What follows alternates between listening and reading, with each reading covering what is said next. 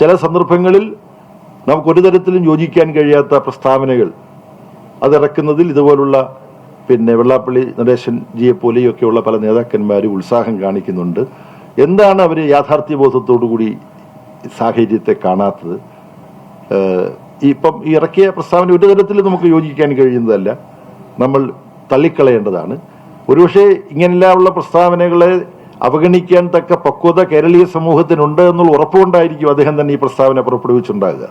ഞാനിങ്ങനൊന്നും പറഞ്ഞതുകൊണ്ട് വലിയ പ്രശ്നമൊന്നും ഉണ്ടാകാൻ പോകുന്നില്ല എന്ന് അദ്ദേഹത്തിന് തന്നെ ഒരു പക്ഷേ അറിയായിരിക്കും എന്നാണ് എനിക്ക് തോന്നുന്നത്.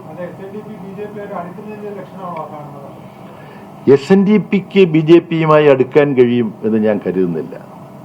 ശ്രീനാരായണ ധർമ്മ പരിപാലന സംഘമല്ലേ യോഗമല്ലേ SNDP യോഗം. ഒരിക്കലും BJPയുമായി ഏതെങ്കിലും തരത്തിൽ ആളുകൾ മനസ്സിലാക്കുന്ന തരത്തിലുള്ള ഒരു കൂട്ടുകെട്ടിന് SNDP യോഗത്തിൽ ഏർപ്പെടാൻ കഴിയില്ല.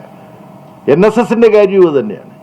NSSന്റെയും പാരമ്പര്യം ഇത്തരത്തിലുള്ള തീവ്ര വർഗീയ ശക്തികളുമായി സഹകരിക്കാൻ അനുവദിക്കുന്നതല്ല. പിന്നെ നാളെ എന്താണ് സംഭവിക്കാൻ പോകുന്നതെന്ന് അറിഞ്ഞൂടാ.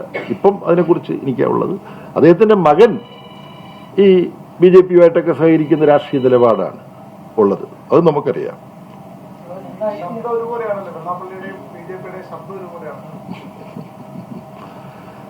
എന്തായാലും ശബ്ദം അതിന്റെ ഡെസിബൽസ് എല്ലാം പരിശോധിക്കാനുള്ള ഒരു ശേഷി എനിക്കില്ല. അതുകൊണ്ട്